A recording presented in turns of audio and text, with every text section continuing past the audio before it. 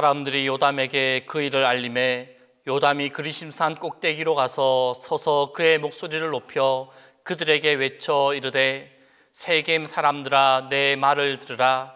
그리하여야 하나님이 너희의 말을 들으시리라. 하나님은 영이시니 예배하는 자가 신령과 진정으로 예배할지니라.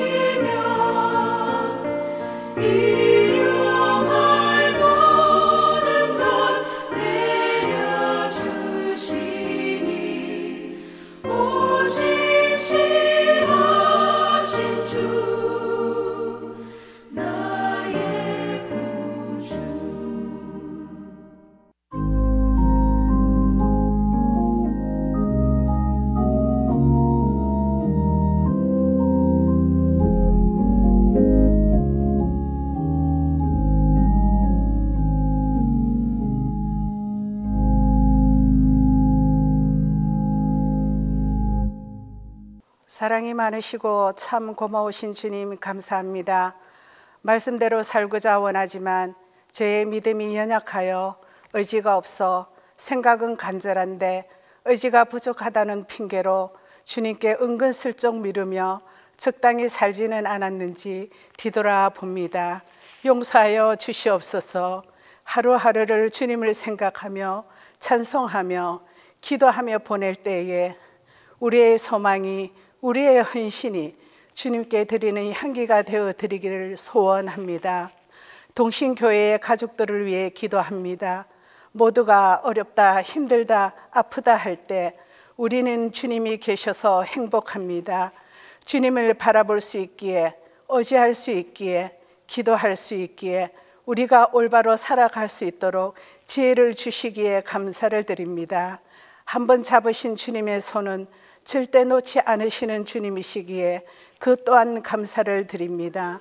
항상 좋은 곳으로 다짐을 주시는 목사님의 말씀에 더욱더 영기롭게 하시고 그 다짐으로 인하여 변화되고 거듭나는 행복한 믿음의 소유자가 되어 본을 보여 살아갈 수 있게 축복하여 주시옵소서. 그 말씀을 붙들고 기도할 때에 우리들의 기도 제목들이 주님의 시간과 그 때에 허락하시어 응답하실 때에 그 감격과 기쁨을 가지고 살아가게 하옵소서. 교회 학교를 위해 기도합니다. 우리 모두가 교회 학교 어린 새싹들을 기억하며 기도하게 하시고 그들을 관심 있게 돌아보며 사랑하게 하옵소서. 더위에 장마에 동신의 가족들이 너무 지치지 않게 하시고 잘 이겨내게 하옵소서. 예수님의 이름으로 기도합니다.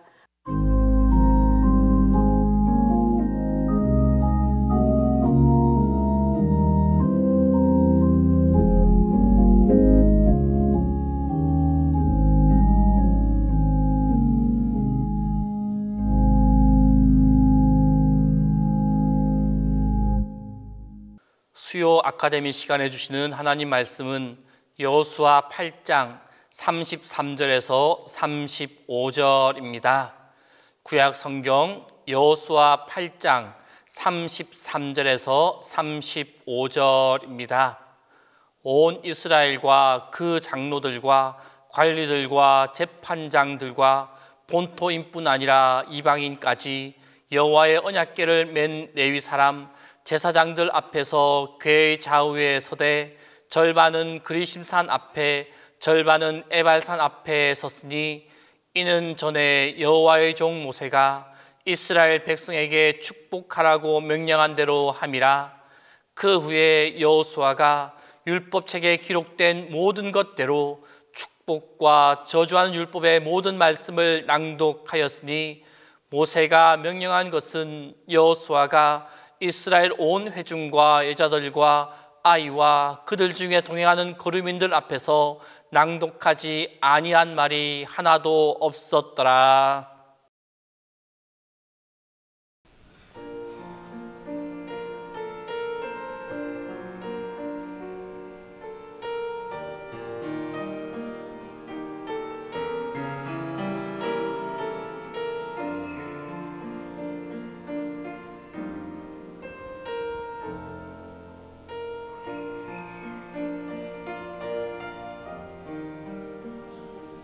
나의 은총을 입으니여 너를 아노라.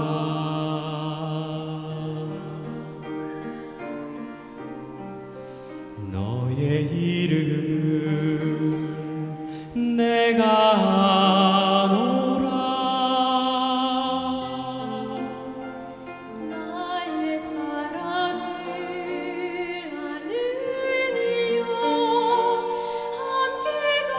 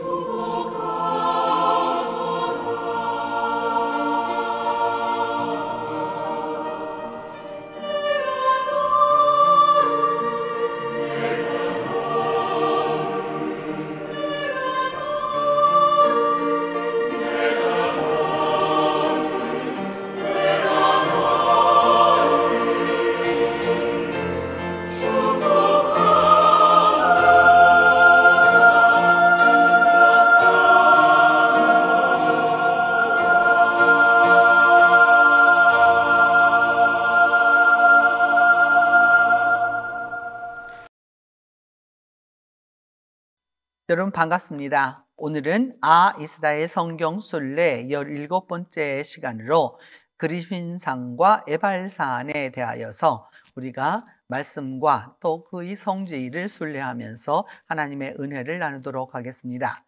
오늘 본문은 여호수아 8장 33절에서 35절에 근거해서 이 그리심산과 에발산이 구체적으로 성경 안에서 어떤 의미를 갖는지를 살펴보도록 하겠습니다.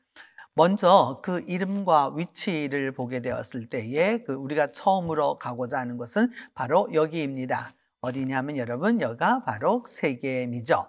그래서 우리 지난 시간에 우리가 배웠는데, 그래서 그리심산과 에발산 사이라고 이렇게 이야기하고 있는데, 이쯤 세겜이 있는데 산이 두 산이 이렇게 보입니다. 두 산이 보이는데 그 약간의 이렇게 여러분 수목이 있는 것으로 보이는 것은 그 그리심산이고요. 그 다음에 이게 돌처럼 이게 돌이 많이 나와 있는 곳은 에발산입니다. 그래서 이 그리심산과 에발산 사이에 있는 곳이 바로 세겜이라고 이제 우리가 지난 시간에 말씀을 통해서 배웠습니다. 그러면 우리가 이 그리심이라고 하는 그 언어는 어떤 의미를 갖고 있는지를 살펴볼 필요가 있습니다. 이 그리심이라고 하는 말의 그 원어근은 어떤 뜻을 갖고 있느냐 하면 가라즈라고 하는 히브리어에서 온 것인데, 자르다 아니면 더 잘라서 두 토막을 내다, 또 내지는 파괴하다, 이런 의미를 갖고 있습니다. 성경 안에서 그리심산이 사용된 것에 비하면 그 이름은 굉장히 강하다라고 할 수 있습니다. 그래서 이 말씀을 우리가 알기 위하여서 이 가라하즈라고 하는 말을 뭘 보면 알 수 있느냐 하면 시편 31편 22절에 주의 목전에서 끊어졌다 하여 싸우니, 그 끊어지다라고 하는 단어가 바로 이 cut off라고 하는 가라하즈, 그리심이라고 하는 단어의 시작이 되겠습니다. 그래서 그냥 단순히 잘랐다, 그것을 두 토막을 내었다, 이런 뜻도 되지만, 이제 조금 더 우리 안에 들어가서 이렇게 말씀을 공부해 보면 왜 이 말씀을 하시는지를 우리가 깨닫게 됩니다. 그래서 이 소위 그리심산이 어디에 있느냐라고 하면 여러분 빨간색으로 보이시죠? 그것이 바로 그리심산입니다. 그리심산이고 그 위에 뭐가 있냐면 에발산이 있게 되는 것이죠. 조금 더 이것을 갖다 구체적인 지도를 보게 되면 이와 같습니다. 그 사마리아를 보시고 그 다음에 여러분들이 보실 것 중에서 그 사마리아를 이렇게 보시면서 그 사마리아 옆에 그 사이카르라고 하는 수가라고 하는 성이 보이죠, 여러분? 그래서 수가라고 하는 성을 놓고 보면서 그 위에는 뭐가 있느냐? 에발산이 보이게 되고 그 밑으로는 그리심산이 있다라는 걸 알 수 있습니다. 그래서 이 세겜이라고 하는 도시는 바로 에발산과 그리심산 사이에 있는 것이다 라고 하는 것을 이제 우리가 배우게 됩니다. 그래서 이 두 산에 대한 부분인데, 이제 이 두 산에 대한 그 모습, 현재적인 모습만 갖고는 알 수가 없습니다. 왜냐하면 지금 이제 이 세겜은 이 소위 웨스트뱅크라고 하는 서한지대의 수도적으로 사용되고 있는 나블루스와 같은 곳이기 때문에 오늘날의 모습을 갖고 옛적의 모습을 알기는 어렵기 때문입니다. 그래서 여러분 이것을 좀 더 보시기 위하여서 이것을 보시면 이거는 빅토리아 시대의 모습이죠. 그래서 여러분 저기에 바로 그리심산이 보입니다. 빅토리아 시대에는 여러분 카메라도 없었고요. 또 그 다음에 당시에는 여러 가지 할 수 있는 것이 없었기 때문에 유일한 길이 무엇이었느냐? 사람이 직접 그곳에 가서 그곳의 모습을 그려서 가져오는 것이었죠. 그래서 그걸 가지고 와서 당시 빅토리아 여왕에게 보여주었던 바로 이제 그 모습입니다. 그래서 이 당시에 보면은 이와 같은 모습이었구나 하는 걸 이제 우리가 알 수 있습니다. 1890년대에 우리가 사진을 하나 보게 되면 이것은 그리심산에서 유월절을 지키는 사마리아 사람들의 모습입니다. 그러니까 지금부터 거의 한 130년 전, 140년 전에 소위 그리심산에서는 이와 같이 유월절을 지켰구나 하는 것을 알 수 있습니다. 그래서 오늘날의 모습으로 보면 이와 같은 모습을 띠고 있습니다. 그래서 저희가 바로 그리심산이다라고 하는 것을 알게 되는 것이죠. 그래서 이 그리심산을 이렇게 앞에서 쭉 보는 모습도 있지만 위에서 내려다보면 여러분 이렇게 나무가 우리나라처럼 산이 울창하지를 않습니다. 그런 산을 만나기는 참 어려운 것이죠. 이스라엘에서는 이거는 이제 레바논을 지나서 그 북부 쪽으로 좀 올라가야 되는 것이고요. 그래서 그 모습들을 이제 볼 수가 있습니다. 그래서 이런 모습이고요. 요거를 근데 보다 더 확대해 보면 어떤 모습을 띠게 되느냐 하면 바로 이와 같은 모습을 띠게 되는 거죠. 저것이 바로 이제 그리심산 정상에 있는 그 유적의 모습들과 더불어서 그리심산 정상이다라고 하는 것을 알 수 있습니다. 그래서 이것을 보다 더 항공 촬영을 해보면 이런 모습을 띠게 됩니다. 여러분이 조금 전에 넓은 산으로 이렇게 보셨던 거하고는 조금 다른 그런 모습의 이미지를 갖고 있다라고 할 수 있겠습니다. 그러면 이 그리심산이라고 하는 그 산 자체도 중요하지만 우리에게는 그리심산의 그 정상에 있는 유물도 중요하기 때문에 그 유물을 보기 위하여서 보면 이와 같은 모습의 이제 유물들이 많이 남아 있습니다. 이 그리심산에 이런 유물이 남아 있고, 그래서 보다 더 이제 구체적으로 들어가서 보면 또 이와 같은 모습들도 이제 보실 수가 있고요. 그래서 그리심산이 예적부터 사람들이 살면서 여기가 굉장히 중요한 곳이었구나 하는 것을 이제 우리가 알 수 있습니다. 오늘날은 가보면 이제 비잔틴 시대의 이 교회와 또 그다음에 이 또 그 아랍 시대의 사람들의 그런 여러 가지 것들이 남아 있어서 현재의 모습은 저와 같은 이제 유적들이 남아 있게 됩니다. 그래서 이것을 보다 더 조금 더 우리 가까이 가서 보게 되면은 이제 이와 같은 모습으로 이렇게 볼 수 있습니다. 그러니까 그리심산 정상이라고 하는 것이 이제 여러분 이게 굉장히 그러니까 그 성서 시대뿐만 아니라 구약 시대뿐만 아니라 그 이후 시대에 신약 시대에 이르도록 그리고 그다음에 서기 이후에 또 기독교가 들어오고 난 다음부터 또 이것은 굉장히 그 성지로서 큰 의미를 가졌다라고 할 수 있습니다. 다만 오늘날은 우리가 이 그리심산에 그렇게 금방 갈 수가 없다는 것이죠. 왜냐하면 이거는 그 서안지대에 있는 것이기 때문에 이스라엘의 그 차 번호를 가지고서는 이곳을 지나갈 수 없습니다. 서로 간에 적대국이 되었기 때문에 여기를 가기는 참 어려운 것이죠. 그럼 이제 우리가 여러분 그리심산을 우리가 한번 가보도록 하겠습니다. 이 그리심산은 어떤 의미를 갖는 것이냐, 성경 안에서 그 첫 번째가 그리심산에서는 축복을, 이것입니다. 그러니까 그리심산이라고 하는 것은 어떤 의미를 갖느냐? 축복의 의미를 갖습니다.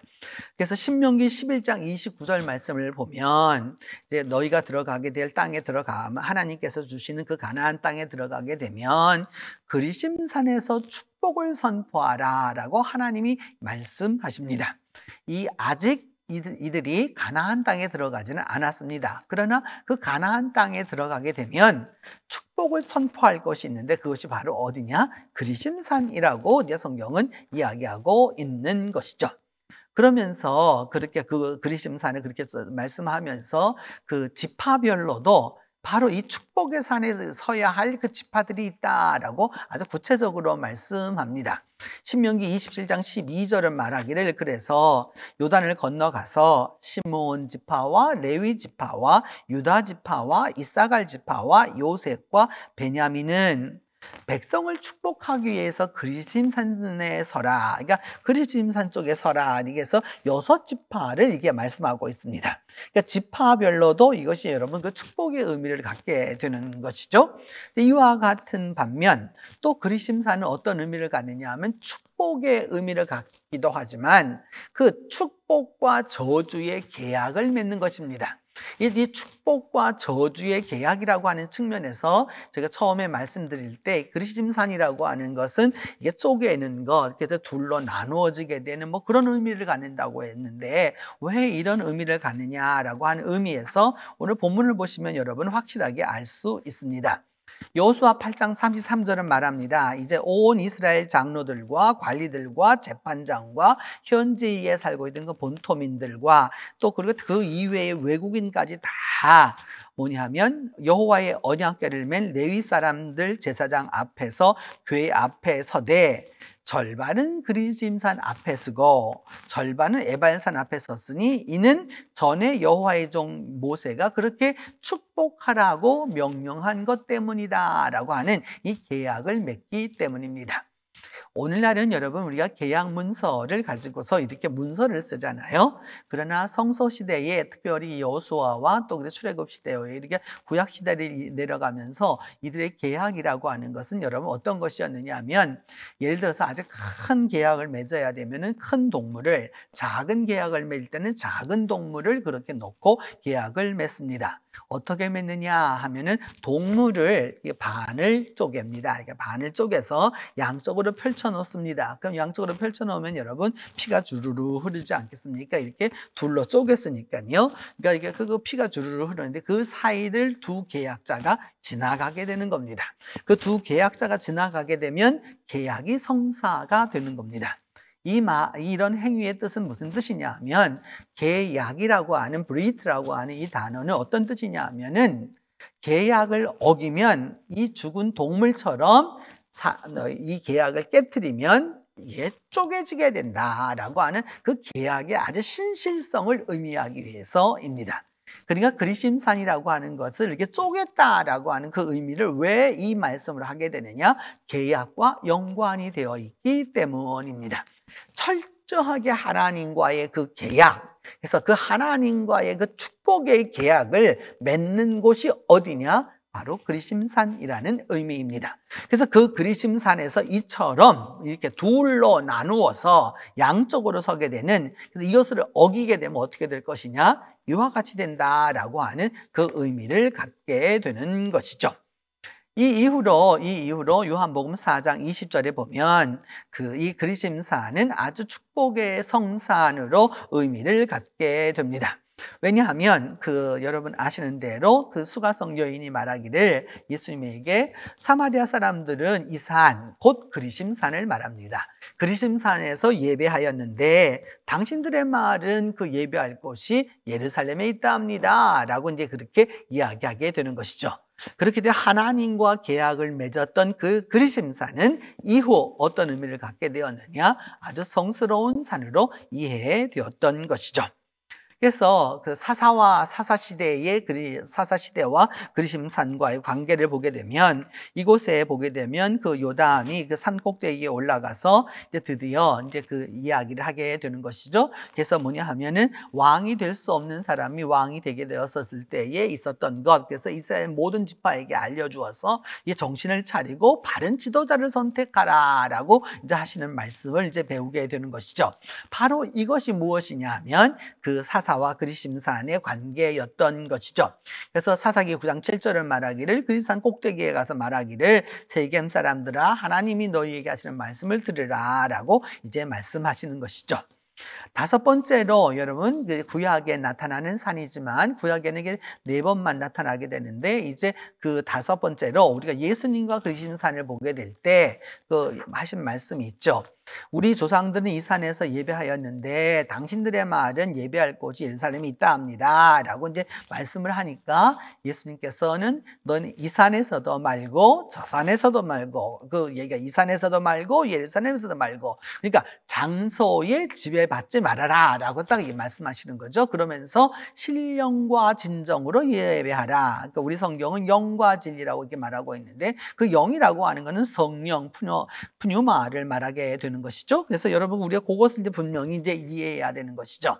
그래서 뭐냐 하면, 예수님은 소위 이 이후로, 그러니까 뭐냐 하면은 옛적부터 사람들이 예배할 수 있는 장소에 대한 장소적인 거룩성에 매여 있었다면, 그것을 뛰어넘어서 이제 하나님에게는 성령과 진리로 예배를 하라라고 이제 말씀하시는 것이죠.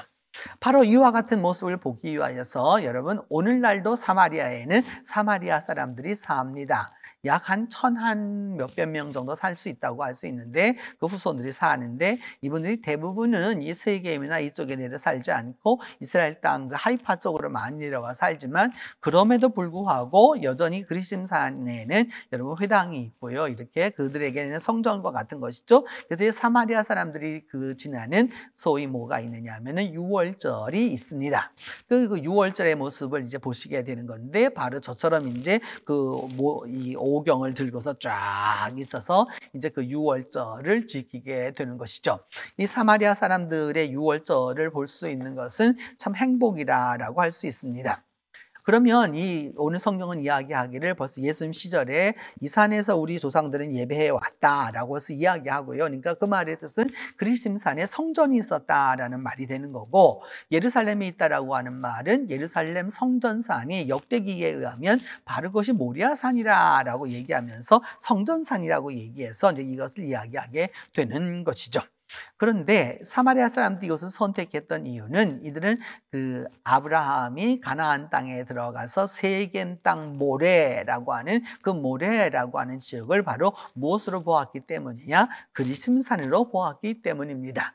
모리아산, 모레 거의 비슷하다라고 하는 의미를 우리가 이해하겠죠, 여러분? 그런 부분에서 이제 그것을 알 수 있고, 그래서 이 그리심산 위에 성전 자국, 그 성전 유적들이 남아 있습니다. 바로 이와 같은 모습이라고 할 수 있는데, 그래서 이것이 바로 그 그리심산에 있는 그 성전의 터입니다.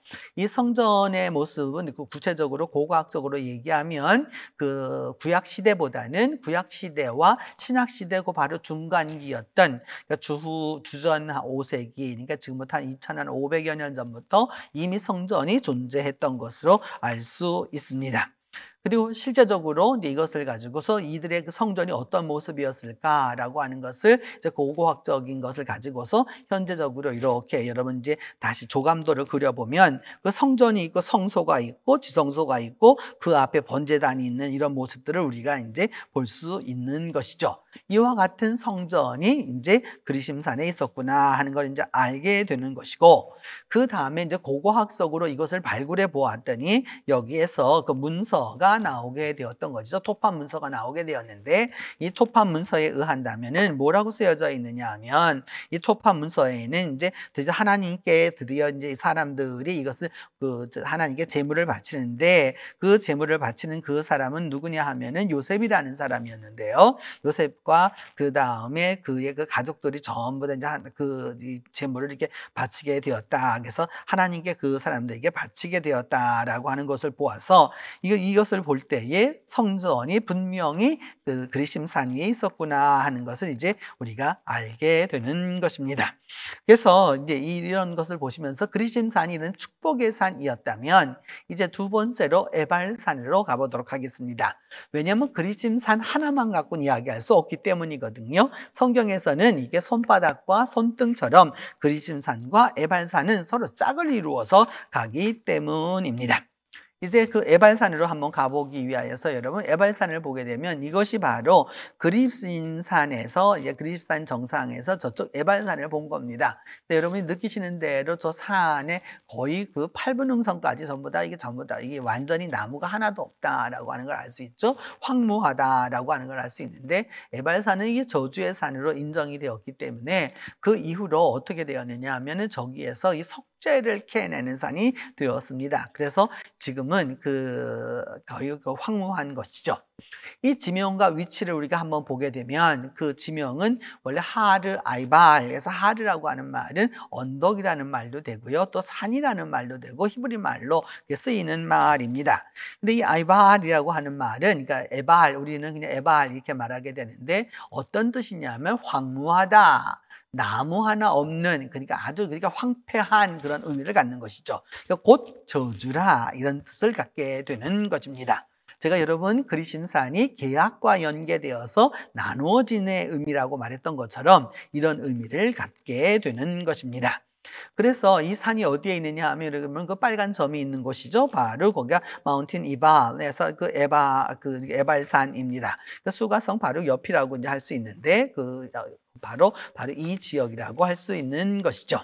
그래서 이것을 좀 더 우리가 자세하게 보면 여러분이 여기에 보시는 대로 그 사마리아에, 그래서 그 수가성을 중심으로 보면 사마리아라고 쓴 그 빨간 이 큰 밑에 보면 에발산과 그 다음에 그 그리심산이 있습니다.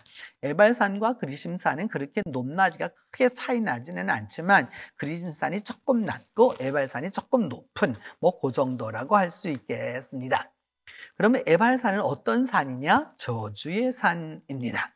똑같은 산이지만 그리심산이 축복의 산이었다면 이는 저주의 산이 됩니다.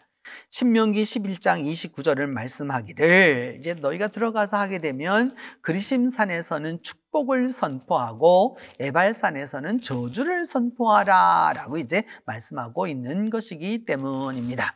바로 에발산은 그러기 때문에 어떤 산이 되었느냐? 저주의 산이 된 것이죠. 그래서 지파별로도 보면 이 지파별로도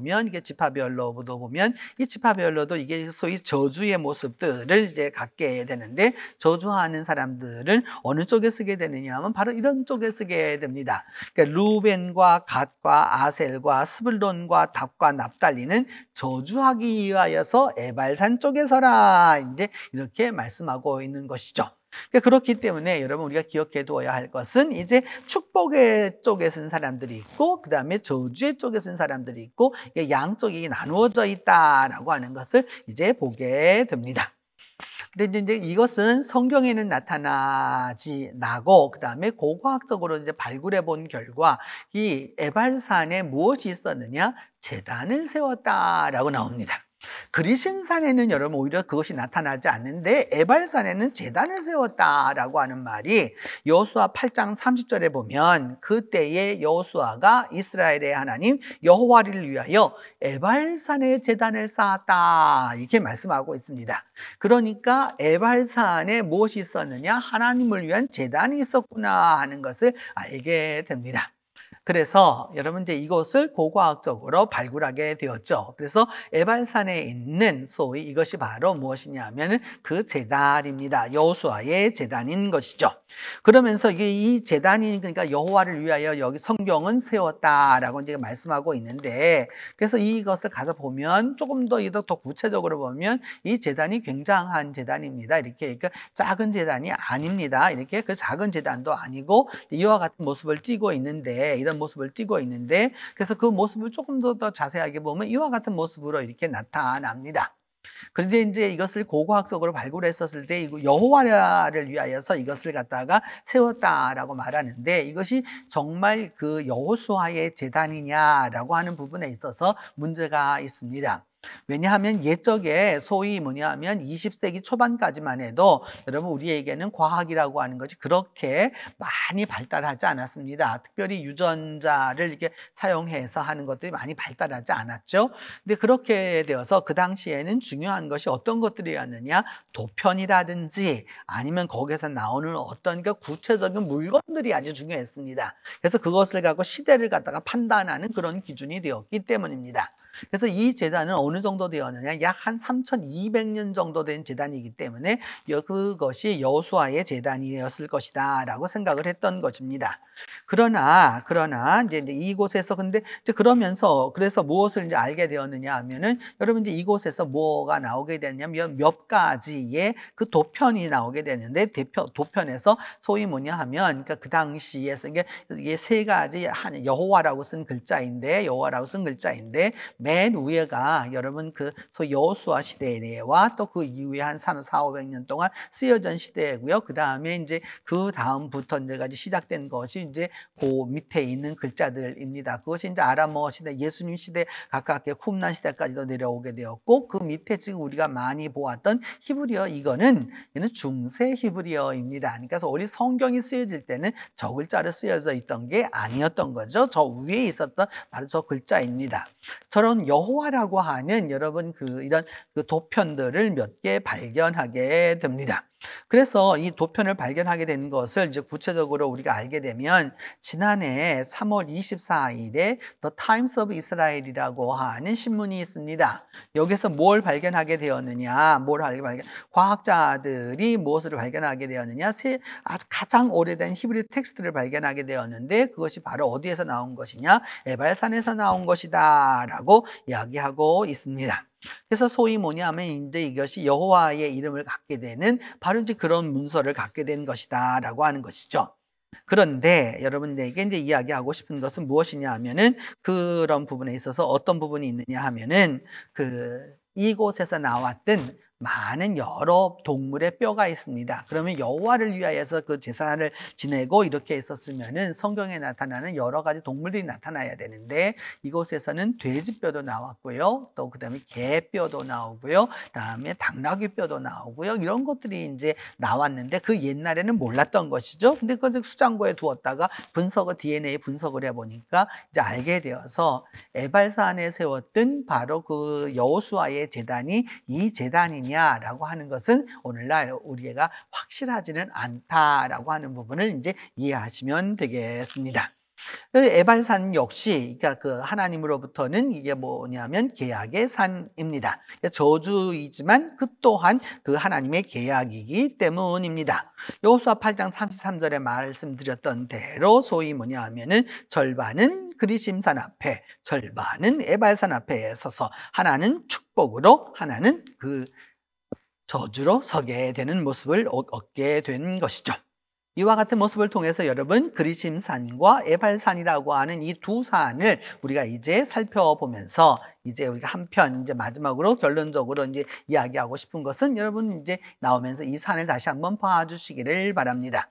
이제 에발산과 그 그리심산이 이제 눈앞에 딱 보이죠, 여러분. 두 산이 아주 비슷한 모습으로 보이고 있습니다. 그래서 뭐냐 하면은 그리심산과 에발산을 놓고서 주님은 말씀하는 거죠. 하나는 축복의 산이고 하나는 저주의 산이고 이스라엘 지파도 반반 나눠 가지고서 이렇게 축복과 저주로 나눠서라고도 얘기하고 그래서 하나님과 계약을 맺으라고 말씀하고 에발산을 얘기하면서는 뭐냐면 황무한 산이고 황폐한 산이라는 거죠. 저처럼 둘로 나누어지게 되었다라고 하는 그 산의 모양도 있지만 하나님과의 계약이라고 하는 것은 바로 이렇게 나누는 것이다라고 하는 것을 이제 우리에게 알려주는 것입니다.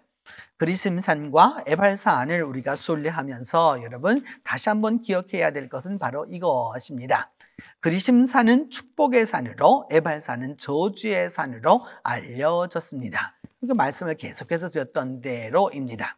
하나님은 축복과 저주 가운데 하나님과 계약을 맺으라고 하셨습니다. 하나님이 저주하는 쪽으로 가라고 말씀하신 게 아니고요. 축복과 저주라고 하는 것 사이에서 선택하라라고 말씀하신 것이죠. 그리고 난 다음 여러분 어느 쪽을 선택했는지 우리는 그 이해할 수 있는 것이고요. 이후에 그리심산과 성전산의 그 거룩성이라고 하는 것은 어느 산이냐 그러니까 사마리아 사람들은 그리심산을 유대인들은 또 성전산을 중요해서 거기에다 성전을 짓고 서로 장소가 중요하다고 했는데 예수님은 말씀하시기를 두 쪽이 다 아니고 신령과 진정으로 예배할 때가 온다라고 말씀하면서 하나님은 바로 그런 예배하는 자를 기뻐하신다라고 말씀하시게 된 것입니다. 오늘도 여러분 우리에게 두 가지 기회가 주어지는 것이죠. 축복이냐 저주냐. 그 사이에서 선택해야 하는 것이고 또 선택을 했다고 해서 그 축복이라고 하는 걸 선택했다고 해서 그 장소에만 매이면 되지 않는다는 것이죠.